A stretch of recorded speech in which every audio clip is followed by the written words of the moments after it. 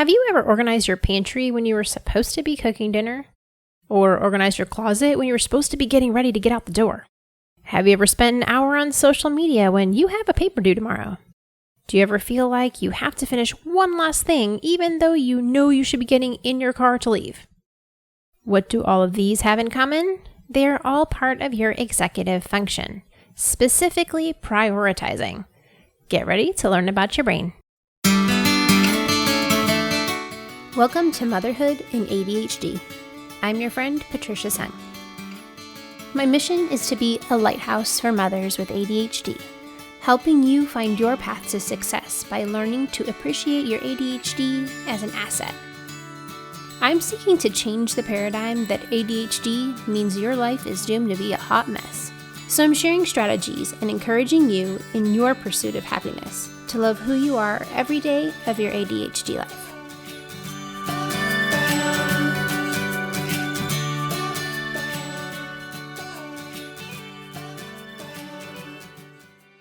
Hey there, Successful Mama. It's your friend, Patricia Sung. I want to say a big thank you for those of you who have gone in and posted a review of the podcast.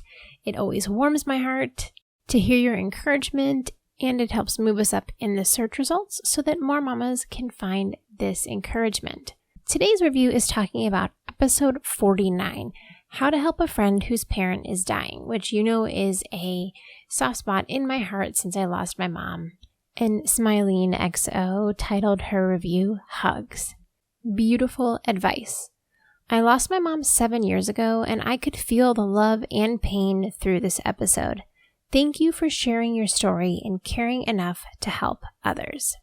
Thank you to you, Smileen XO. While I can't bring my mom back, talking about her does keep the memories alive. And so while it is hard, it is worth it. When you know that rewalking through that pain is going to help someone else. We are continuing our series on executive functioning, and executive functioning is the CEO of your brain, and I cannot explain ADHD without first explaining executive function. So if you're not familiar with executive function, you can go back and listen to the first episode in the series, which is number 53 for an overview. I think we're on number 5. I really should look that up first. We've been talking about all different areas of executive functioning and how do they show up in ADHD adults. So today we are focusing on prioritizing. Now, the definition of priority is something that has superiority in rank, position, or privilege. It also can be something given or meriting attention before competing alternatives, something that takes precedence or has more importance. So simply put, what is important here? What are you supposed to be doing? Understanding that there can only be one priority at the moment, one thing that we should be doing, and some other stuff, it's not going to get done. Maybe later, maybe not. But what has to be done right now? What's the most important thing right now? Our ADHD brains do not do that calculation for us. Wouldn't that be great? But they don't. So we have to do things a little differently to figure that out for ourselves. But first, let's talk about how does an issue with prioritizing show up as an adult with ADHD? You're probably running late a lot of the time. You don't have a very good sense of time. You have time blindness.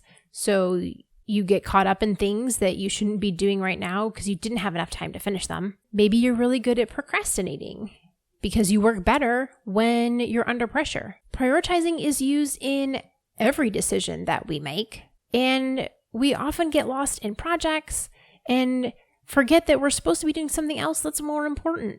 We can get wrapped up in the details of something and miss the big picture, and vice versa. We get so excited about the big picture that we forget about the details. How are we going to actually get that done? It sounds great, but what's the plan? What do you need to do first? This is a huge problem for long-term goals. Generally speaking, if something is a priority for you long-term, in the immediate present, it's not very appealing. Like saving for retirement sounds really great when you're 65, but when you're 20 or 30, that's so far away. I don't have to worry about that right now. It's not a priority.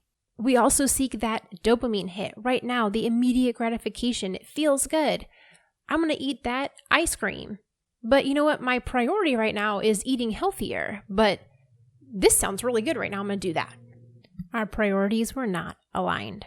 I'm also loving the word procrastivity right now. I've been seeing it pop up more and more. It's been around for a while, but it's definitely gaining some traction. And procrastivity is when you're doing activities that are useful and good, but you're using them to procrastinate instead of doing the thing you really need to be doing. Like when you need to send an email you don't really want to send, and then you end up cleaning out your inbox and deleting a bunch of stuff, which, hey, that's all good and well, but you really need to send that email.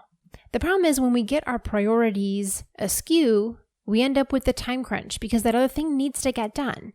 And frenzy begets frenzy. So we start to beat ourselves up because we should be doing the other thing, and now we're running low on time, and the panic starts to rise, and then we become less productive because we're stressed. And it's just this vicious cycle that makes us more stressed, less productive, and then we're beating ourselves up for why did we mess this up again? Why couldn't you get this done on time? Prioritizing is rough for ADHD brains. But there's an important determination to make here. Sometimes we purposefully choose to do the lesser item because it's easier. We don't want to face that hard thing that we've got to do. And in that case, we need to get to the root of the problem. Where is the struggle actually coming from? Is it that we're scared? We don't know where to start? That's one side of the problem. The other half of the problem is sometimes we choose that other activity because our ADHD brain got off on a sidetrack. We got distracted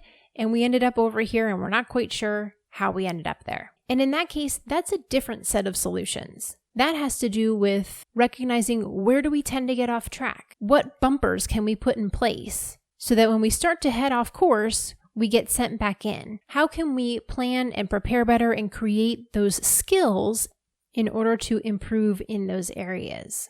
Now, people can take this terrible job of prioritizing that we do as being rude or indecisive, you're dumb or lazy, or you're a hot mess and you're disorganized, or you're an absent-minded professor. You may have heard all or just some of those things throughout your life. But on the positive side, we really enjoy life. We can be really good at stopping to smell the roses and take a moment and breathe and enjoy, and that is so valuable in the world as a whole, not just for ourselves. And sometimes it's a good thing to not get caught up in the details and the muck and the mire. Sometimes we need that little bit of fresh air in our lives. Now, for me, where I see this issue of prioritizing come up the most is that I used to be super late all the time. I am so much better now. I have worked really hard on being on time, and I can't say that I am always on time, but if I am running late, it's just like 5 or 10 minutes, whereas most of my life I was like 15, 30 minutes late to things. So that's been a huge improvement because time blindness is a big problem for me, and I've had to work really hard on setting up the outside bumpers to keep me on track because I generally have no idea I've been doing something. I always tell people, if you stuck me in a room with no windows and came back a little bit later and said, hey, how long have you been in here? I would have no clue whether I had been in there for 15 minutes or an hour. I just don't feel the passage of time. So I have to set up outside reminders to keep me on track. I have alarms for everything. I have clocks everywhere. I won't get on to this tangent any farther, but just know I have done a lot in this area. I also see an issue with prioritizing because for me, decisions are very overwhelming. I feel like I need to know all of the information before I can make a choice because I'm having trouble prioritizing what is right. So I feel like I don't have enough information sometimes, even though I might have enough information, but because my brain's having trouble prioritizing, it feels like it's missing something. And sometimes I feel like that something is information and it's actually not the information. It's that I'm having trouble with the executive function of the task. So what really helps me is getting all the info out on paper and being able to look at the big picture because I get caught up in the details. And so if I can see that this is only one step of 20, it'll keep me from getting so bogged down in step 5 for hours or days because I know it's only a little piece. So just get it done and move on because it's not the main portion. It's just a tiny chunk. And being able to see that on paper allows me to see whether or not something is truly important. I also have to tell myself to stop and pause and think is this important right now? and then move, because I will get sucked into things that aren't important because I didn't take that time to pause. And I've also had to do a lot of work on being okay with stuff not getting done because I chose that. Like, there's literally not enough time in the day to get everything done. It's not possible.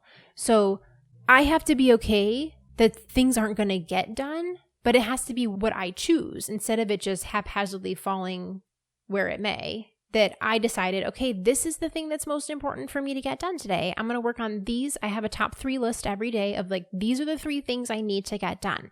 If I don't get anything else on the list done, it's fine as long as I get these 3 things accomplished. And I can usually get them done. And if I don't, it's probably because I was unrealistic in setting that expectation for the day. But anyway, so hacks. I mentioned some of them earlier. Having an awareness, knowing where this is repetitively hard for you. Where do you struggle prioritizing? Where are the times where you just kind of like look around, you're like, I don't know what the next step is. I'm not sure what I should be doing right now. Or when you find yourself getting sucked into things that you know aren't important. Where are those times? Look at the patterns and find where it is that you struggle in the prioritizing. The next one is practicing the pause. When you're feeling confused, sometimes we just sit in this little hamster wheel of confusion rather than saying, okay, stop, breathe, kind of like step back, like physically. I almost like my body actually like moves backwards. I'm like, okay, break it down. What's important here?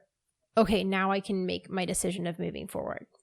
We also have to do a lot of planning. For me, getting out the door is hard. And now that I have 2 tiny people who need help getting out the door, it's even more difficult. So I have a plan on how I get out the door so that I'm not late. If you want help with that, episode 10, I ran through how I do that. So you can go back and listen to that. Long-term goals. Prioritizing long-term goals is really difficult. We really want to focus on our why. Why are we focusing on that goal? What's that big goal you're pushing for? Are you trying to go back to school? Are you trying to save for a house? Are you trying to save for retirement? Are you trying to work out more? Are you trying to spend more time with quality people? Like, whatever your long-term goal is, why? Why is that your goal? Why is it important to you? If you keep that as your forefront motivation, it's a lot easier to make good choices right now towards that goal that seems really far away and not really important at the moment. One of my favorite points from Atomic Habits, which if you want to read that book, you can listen to my review. You can decide whether it sounds like it's for you. That was episode 58. And one of the things that James Clear says is, know that however much immediate gratification you get out of this, like however good it is right now, that means it's probably that level of worse for you down the road. Like, as delicious as this ice cream tastes, it is equally as terrible for you if your goal is to be eating healthy. The more you want to spend $20 going out to eat instead of cooking the meal that you said you would cook tonight, that is money taking away from your long-term goal. It feels really good right now because I don't have to cook dinner, but long-term, it's not good for me. So that awareness has really helped me when I know like, oh, I really want this right now. The more I feel like that, the more I need to like put up the stop sign and say, oh, what does that mean for future Patricia? And that's just a habit you develop over time of creating that pause mindset. I promise. It takes time, but it does make a difference. And like I said earlier, I choose a top 3 every day, deliberately choosing what the most important thing is for me to get done today. Makes a big difference in how I feel about the day and also actually getting done the things that need to get done. I am talking a lot about prioritization in what I'm currently working on, which is the Disorganized Mom's Guide to a Peaceful Morning. It is going to be a free resource.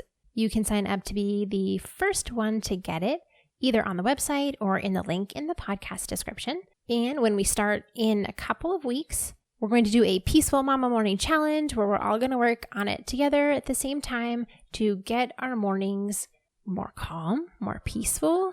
We'll have a plan in place. We've prioritized ahead of time what is important and what needs to get done for a peaceful morning so that we can have a little bit of sanity left by the time we finish breakfast with the kids. So sign up. We're going to do it together. It's going to be so much fun. And next week, we're going to talk a little more about executive function. So join me then, because knowledge is power. And the more you know about how your brain works, the better you can use your strengths to make your life better and support your weaknesses.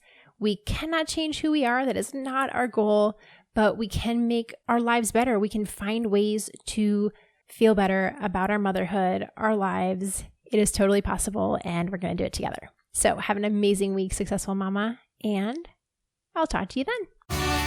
Thank you for listening to Motherhood and ADHD. For more resources, head over to our website, www.motherhoodandadhd.com.